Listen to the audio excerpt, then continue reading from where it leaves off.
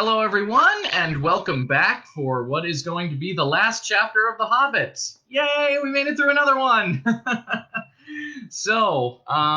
It's pretty exciting to be coming to the end of it, and it's appropriate that we made it to it today because it turns out that today Ian Holm, the actor for whom one of his most famous roles was Bilbo Baggins in the Lord of the Rings trilogy and the older Bilbo in the Hobbit trilogy, passed away today. So, what more fitting way to honor him than by finishing up with The Hobbit?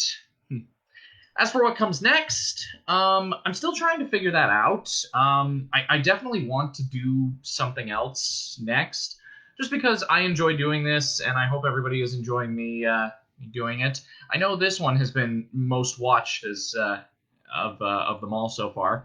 What I'm leaning toward, actually, is starting next week on Monday, Artemis Fowl, partially because I really like the book. It was one of my favorites when I was growing up. Also, I saw the movie that they just put out on Disney Plus, and I didn't care for it. So I'd like to revisit the original source material with fresher adult eyes and just kind of have some fun with it. And I think it would be something that would be good as well for the current. Like I said, the movie just came out, so it's pretty timely. So that's probably what I'll be doing. But as I say, if there are any other suggestions, come before Monday, then I will take those as well. In the meantime, we are going to hop in and finish up with The Hobbit. And where we left off last time is Bilbo awoke after the battle and found that Thorin was dying. He had a few moments with Thorin, and then he and Gandalf set off on the journey home. Bilbo got a share of the treasure, and they're basically still on their way. They stayed for a while at Bjorn's place, and they're still going. So that's where we're picking up. Here we go. Chapter 19. The Last Stage.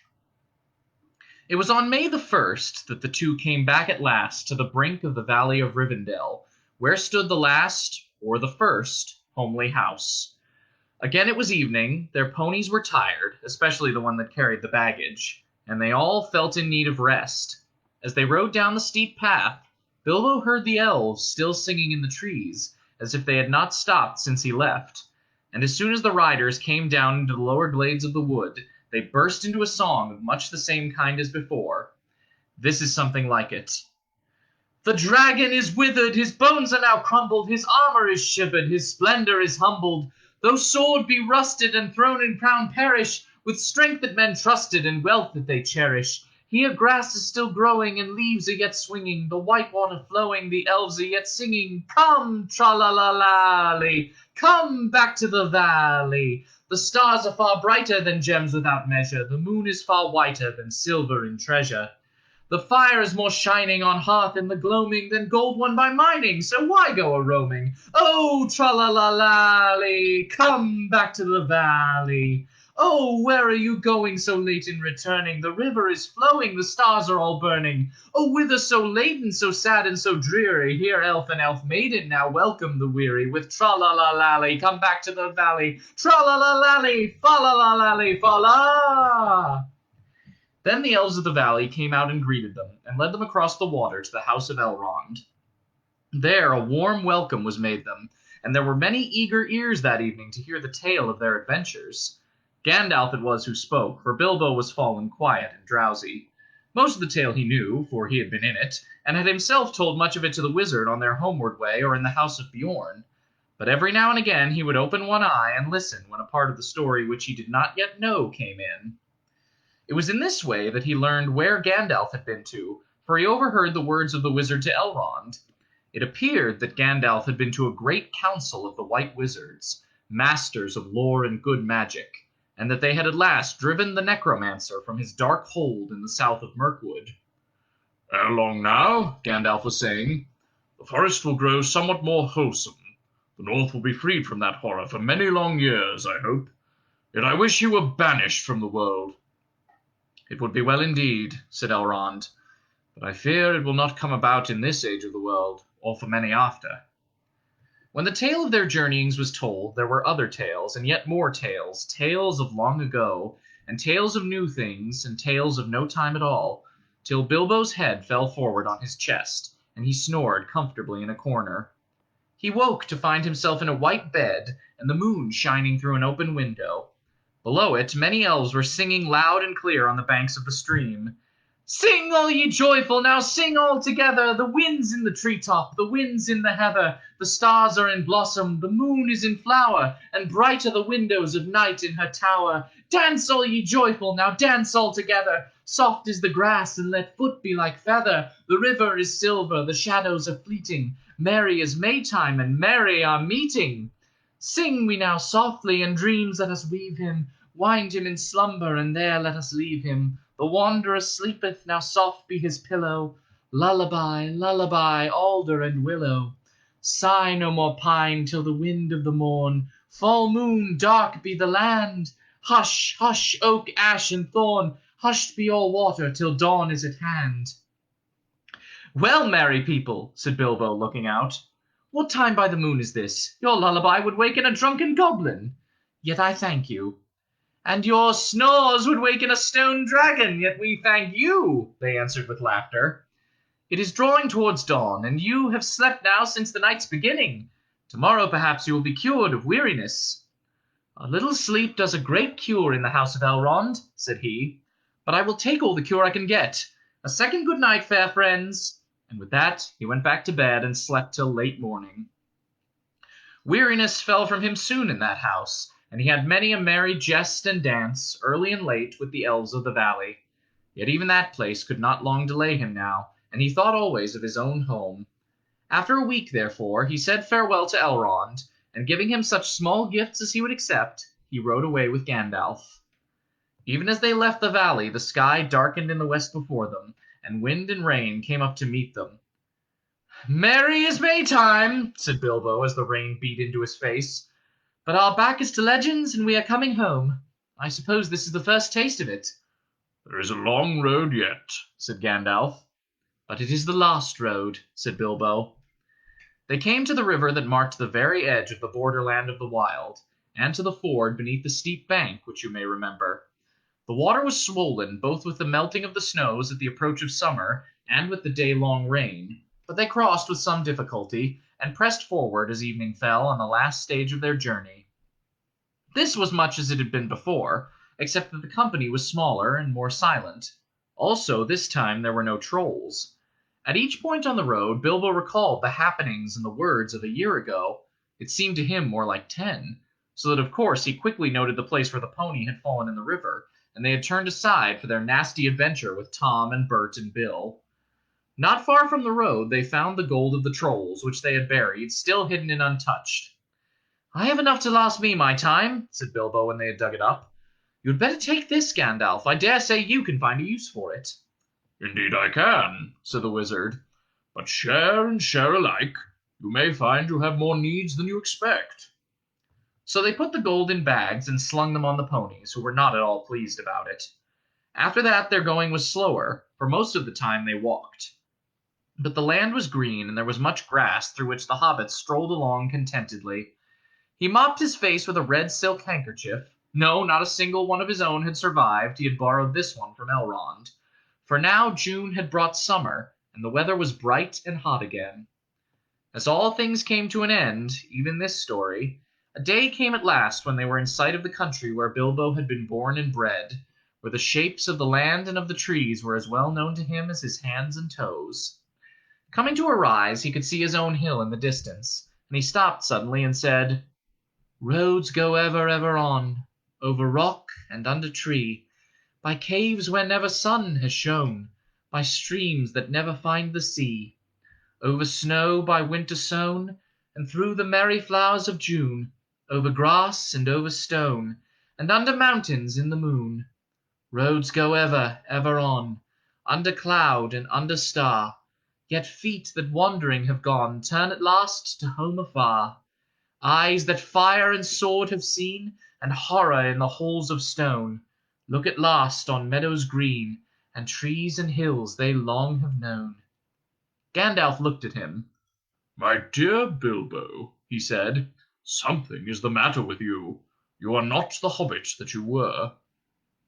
And so they crossed the bridge and passed the mill by the river, and came right back to Bilbo's own door.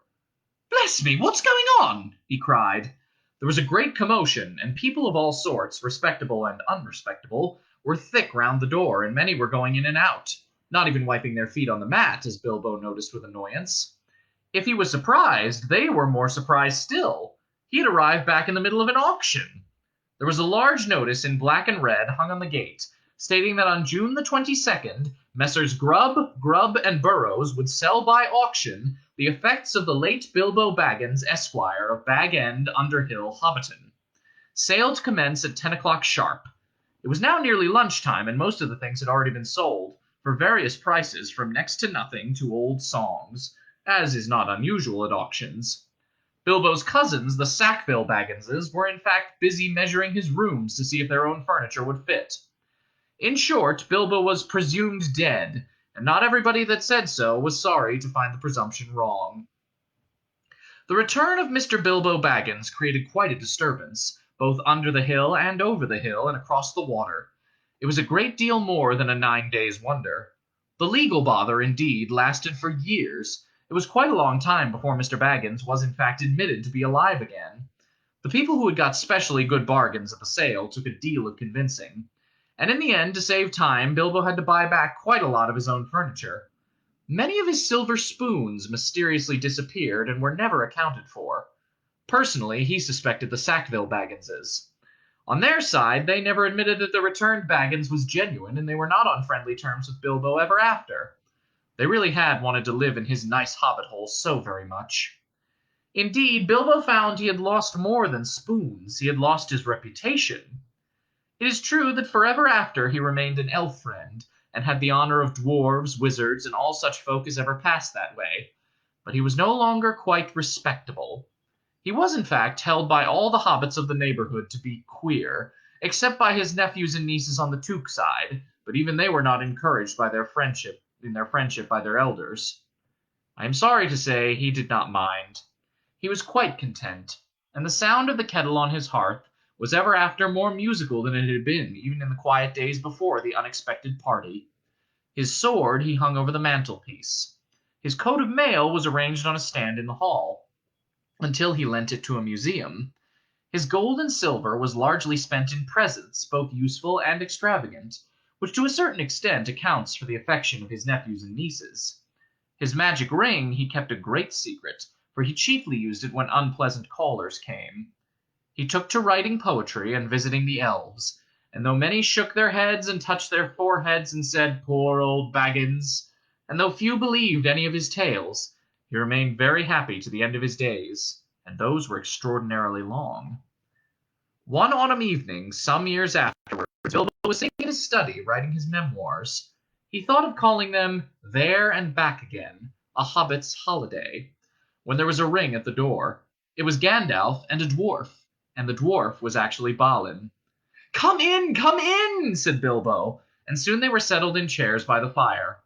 If Balin noticed that Mr. Baggins's waistcoat was more extensive and had real gold buttons, Bilbo also noticed that Balin's beard was several inches longer, and his jeweled belt was of great magnificence. They fell to talking of their times together, of course, and Bilbo asked how things were going in the lands of the mountain. It seemed they were going very well. Bard had rebuilt the town in Dale, and men had gathered to him from the lake and from south and west, and all the valley had become tilled again and rich, and the desolation was now filled with birds and blossoms in spring, and fruit and feasting in autumn. And Lake Town was refounded and was more prosperous than ever, and much wealth went up and down the running river, and there was friendship in those parts between elves and dwarves and men. The old master had come to a bad end.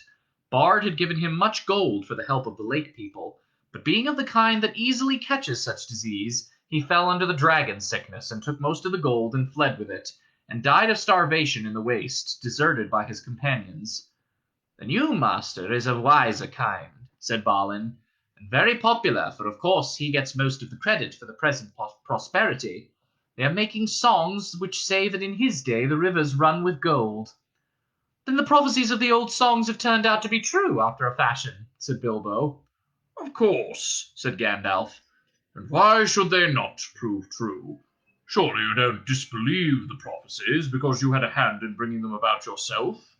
You don't really suppose, do you, that all your adventures and escapes were managed by mere luck, just for your sole benefit? You're a very fine person, Mr. Baggins, and I'm very fond of you.